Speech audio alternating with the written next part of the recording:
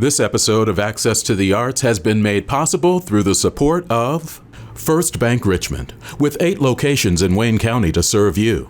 First Bank Richmond, bank where you belong. Hi, I'm Eric. Welcome to this month's Access to the Arts. Coming up later, we'll have a conversation about the Reid Center, and Dustin will do our Artist Spotlight. That's coming up on Access to the Arts.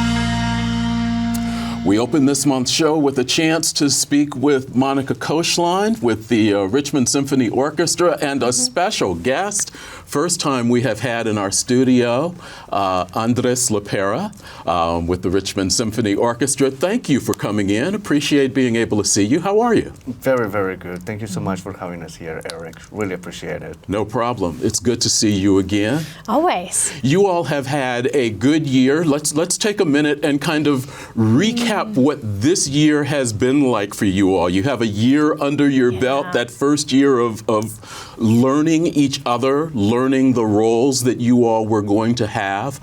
Talk about what the symphony has been like for you this year. Let's start with you.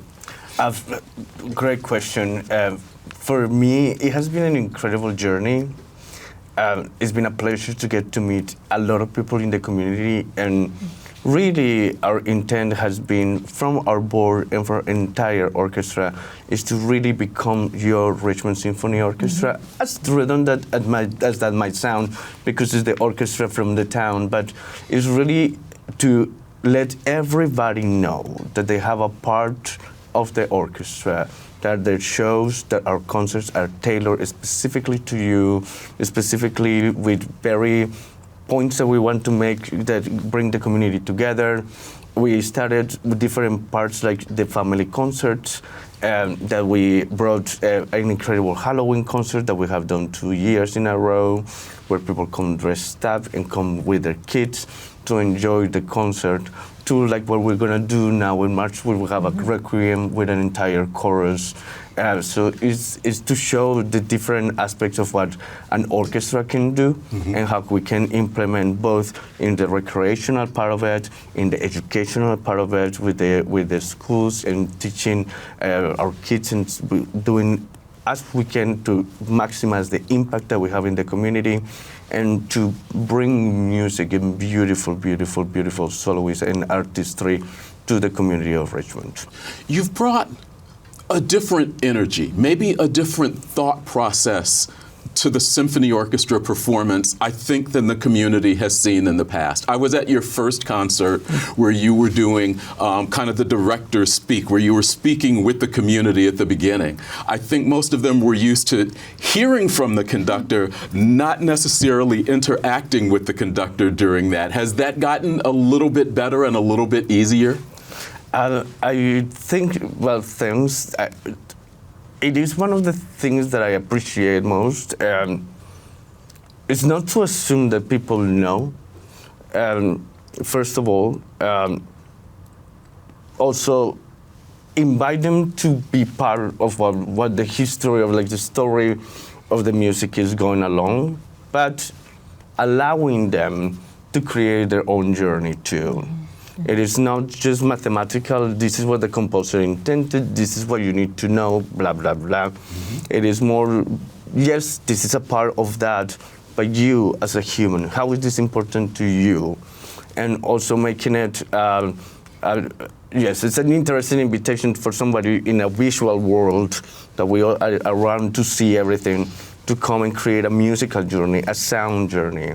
So having a conversation with people from the audience and people from the community allows us to create that, connection to like, I'm come from Colombia, from a very humble beginnings, but like, if orchestral music is for me as important, it can be for anybody. And then the world of sounds includes us. So it's been beautiful to see the community gathered around all of these space that we're creating.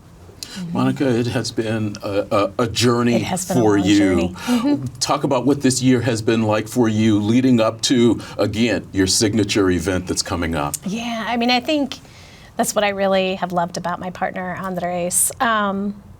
It's taken time. It takes time. It takes time to onboard, into the orchestra, and lots of procedural changes, and then onboard onto the board and then into the community. So it's been a transitional process, but we've walked side by side. And the one thing I love, as you just heard, the passion, but also the interest in making sure that people feel as if they belong to the symphony. Right. But yeah, it's going to be a rush to the finish of the season.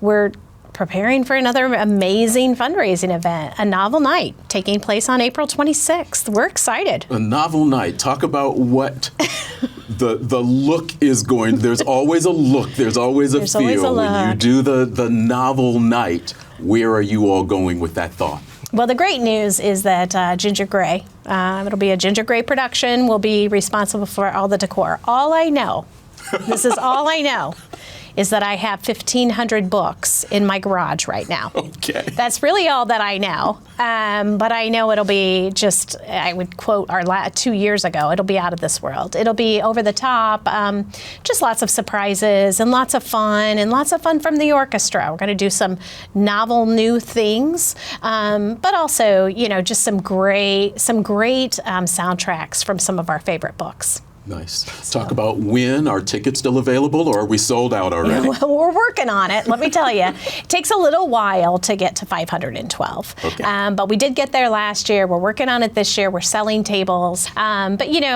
more than anything, it's lots of photo opportunities. It's lots of engagement with your best friends who look ridiculous that night sometimes. And sometimes, we'll have a tremendous concert with the symphony. Always well prepared and lots of surprises. Walk right into dinner. We're going to serve pretty fast, just like we did last year. Nice. Not a real sit down, but go pick what you want. Mm-hmm. Make it your meal. We'll obviously have the costume parade because people want to be recognized for, just their own creativity that night.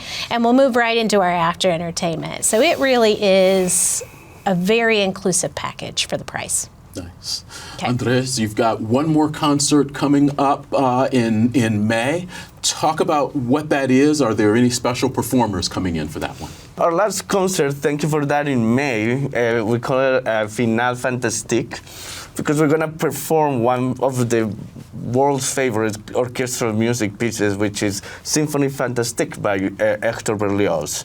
It's our grand finale. Last year, our grand finale was Mahler, one that we have almost 100 musicians on stage.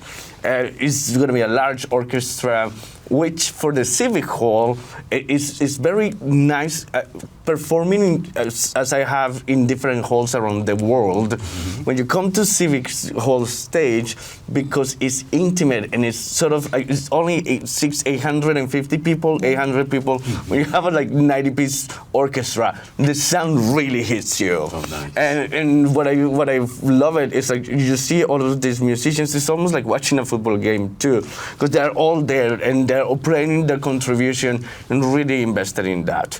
But we're gonna have Symphony Fantastique, and also we started with DVC Prelude of the Afternoon of a Fun, and then it's a very hard heavy program for whoever loves harps, which we all do. Yes. We're gonna have a harp soloist. Mm-hmm. So it's a harp concerto, the Glier Harp Concerto. We have one of the best harpists in the United States and one of the best ones of the world coming. Her name is Bridget. It's incredible harpist. You should really, really, really come see this. You'd never. Part of the journey that we have done with the orchestra is bring soloists that are different. We have had a guitar concerto with a female guitarist from Mexico. We have had different things happening. Now it's a harp. It's gonna be quite incredible to see.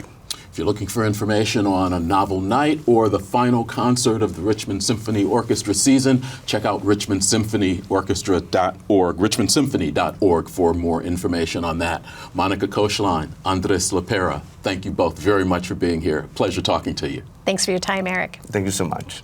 And up next, we've got Dustin with our Artist Spotlight this month as we continue with Access to the Arts on WETV.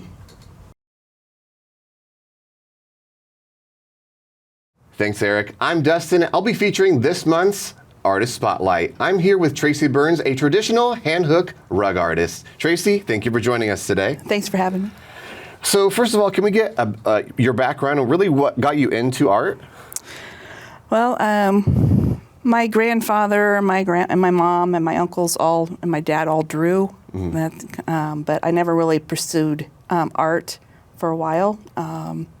But getting interested in the rug hooking, I went to the Indiana State Fair in 1999. Okay. And we were at the Pioneer Building, and my sister-in-law said we need to take classes.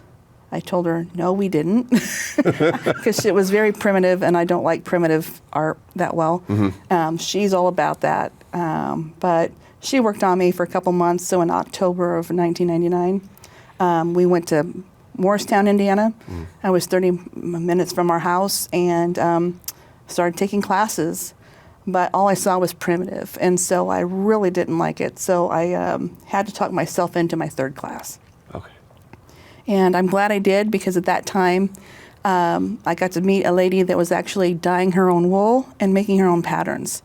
And so I noticed that it didn't have to be the old traditional, either it's fine shading of flowers or animals or fruit, and it wasn't the flowers bigger than your house, primitive type of thing, and with all the dark colors.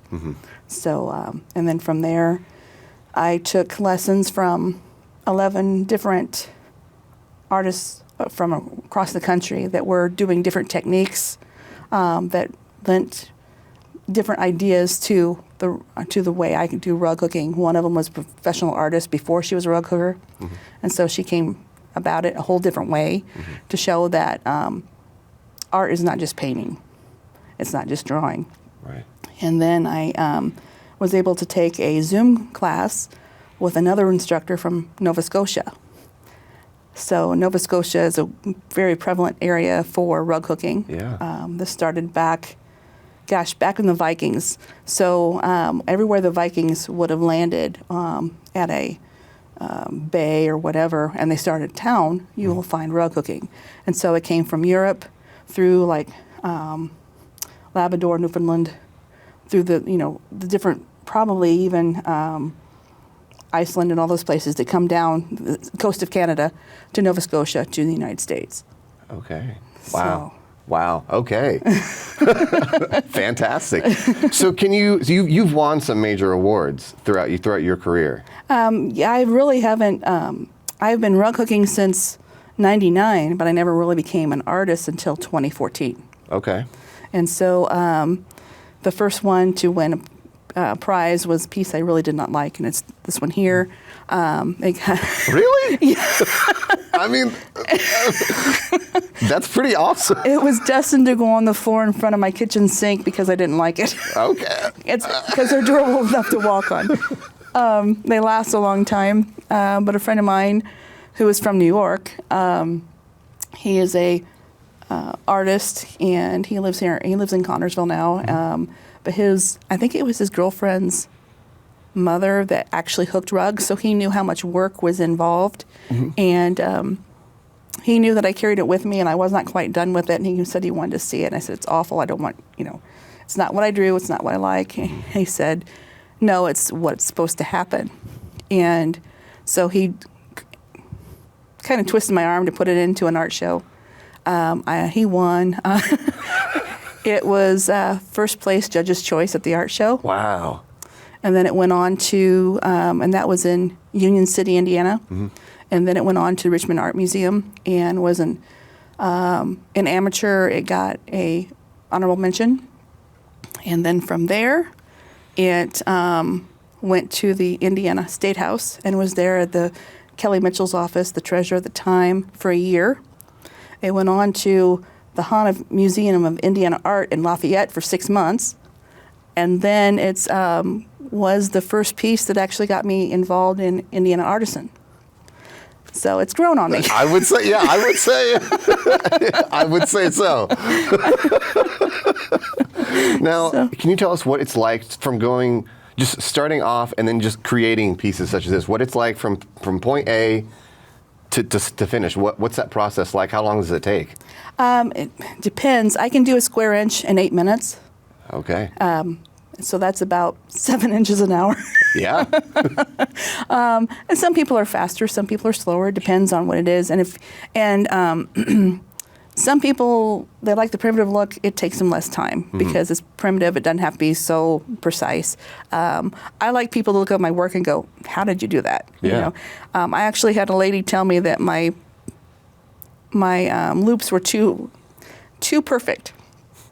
I said, "Well, thank you." She goes, "That wasn't a compliment." Well, Because she said it looks like a machine did it. oh. And she wow. liked, but she was very primitive. Sure. And so that was a totally different thing. So it's kind of in between. It depends on what you want to do. So I start with wool fabric. Okay. A lot of people want to use yarns, which is fine, but that's not the look I like. It's Sure. rounded, it's shiny. I have used some, but I like the look of the way the wool looks. So it starts out like this is a plaid here Yeah. that you can.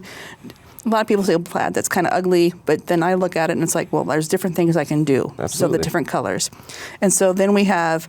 So if you want to just go off the bolt or recycle wool from garments, then you can. This was actually a skirt.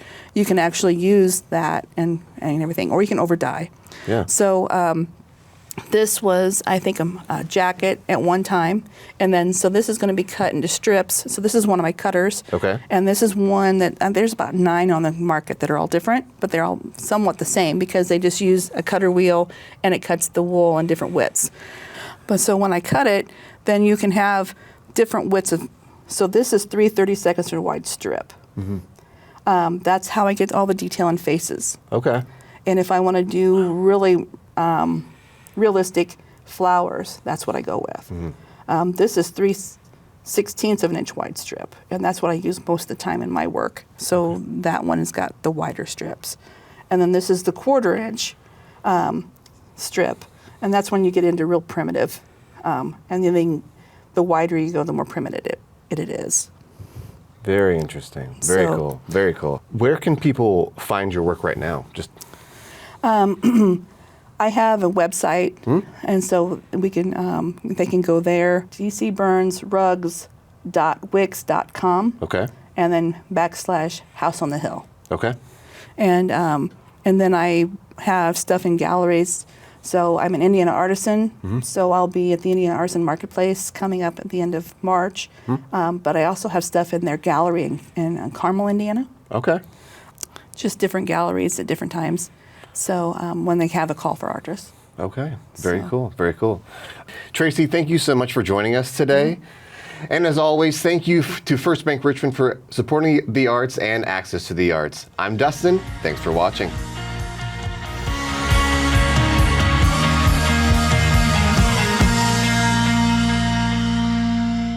There's nothing like a beautiful day and an early morning tea time. A great experience begins with one swing. Managing finances with First Bank Richmond is just as effortless. Drive after drive, hole after hole, my game is on course.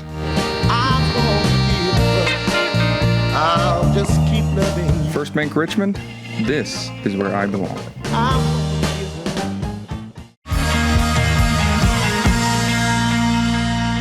Welcome back to Access to the Arts. Thanks again to Dustin for talking to Tracy. And thanks to First Bank Richmond for sponsoring Access to the Arts and sponsoring arts programming all around Wayne County.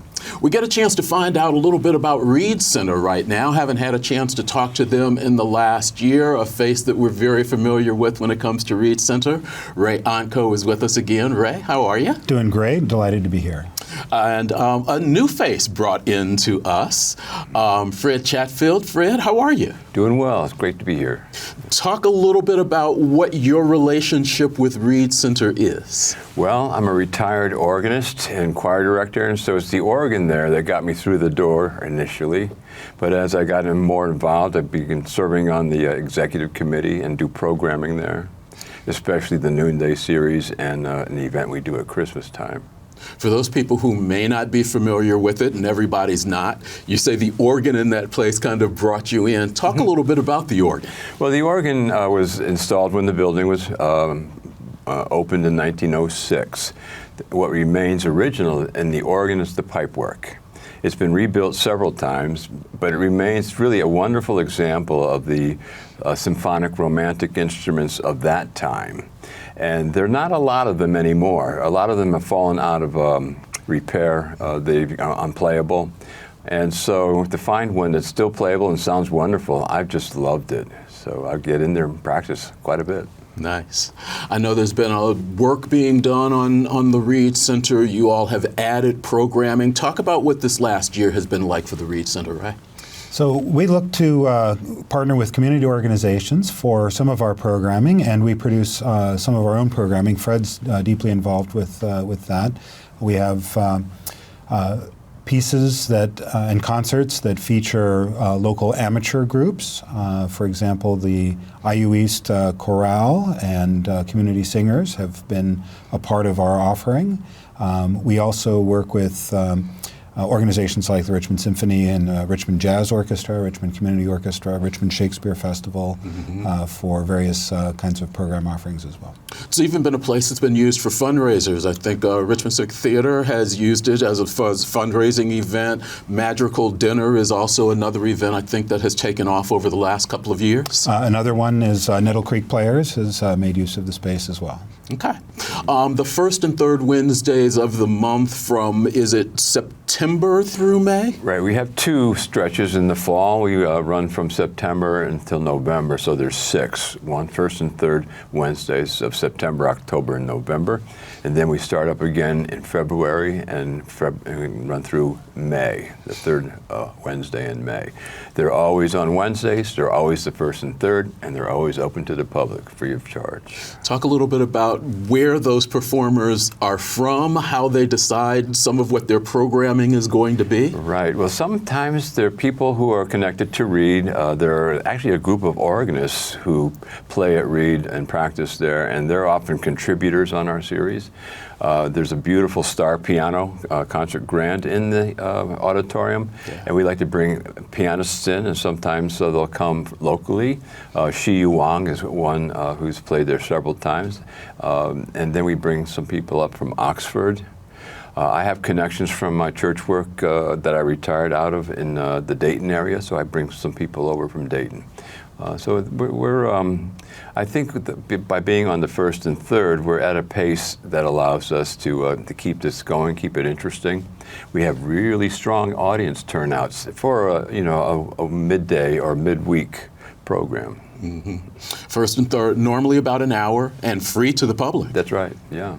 A couple of things coming up. One of the things I think that you all have to do a couple of times a year is some type of church programming. That was obviously for a number of years a church. You've got a Lenten service coming up. Can you talk a little bit about that? We do. We're working with one of the graduate students at the Earlham School of Religion who is experienced with something called a Taizé service, a Taizé worship. Which is a contemplative style of worship. It includes simple songs and chanting and periods of silence and so forth. And it's an ecumenical. It's open to all sort of religious persuasions. It's a time of prayer during this Lenten period. It's coming up on the 10th of April. That's right. It'll be 4 late o'clock. Afternoon. 4 o'clock in the afternoon. And again, all are welcome.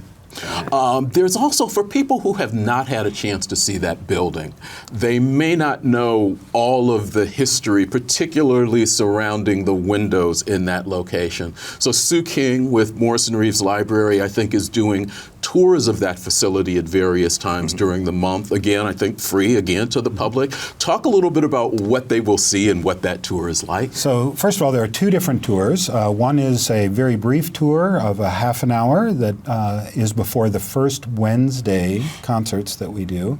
And so that would be coming up on the 2nd of April, and then again later in May.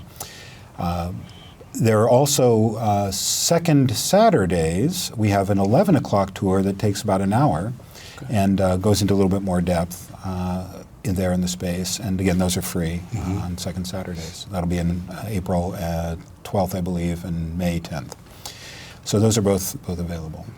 The Tiffany windows are what really attracts people, I think, to that. But again, for musicians, the organ still has to be king, too. Right. The organ and the piano are always big favorites, but the windows and all of the interior design, the woodwork and some of the mosaic works and other things are part of what was designed by Louis Comfort Tiffany Studios as part of the original design to the building. And they're all intact. They're all in remarkably good shape. And the windows, there are two mural windows, stained glass windows, that are especially interesting. They're huge. And there's also a window that contains the Gospelists and Jesus, and that is also quite remarkable.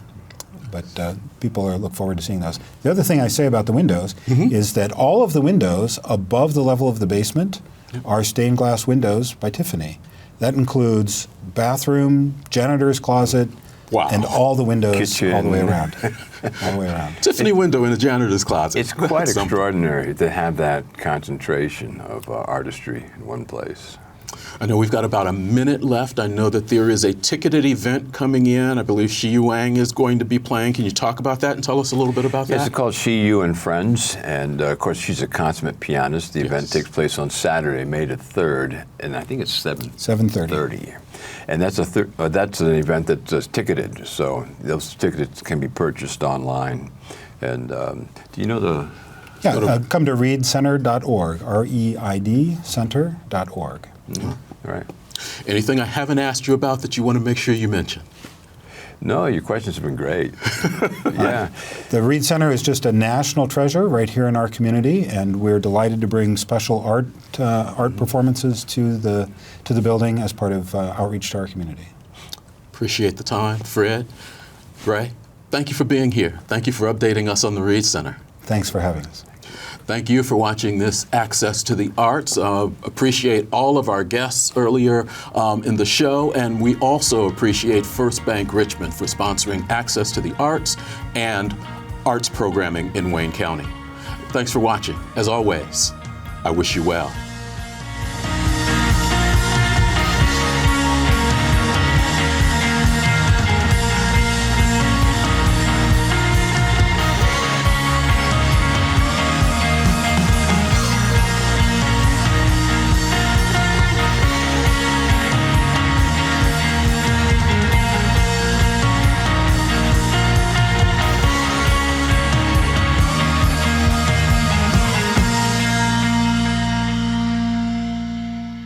This episode of Access to the Arts has been made possible through the support of First Bank Richmond, with 8 locations in Wayne County to serve you. First Bank Richmond, bank where you belong.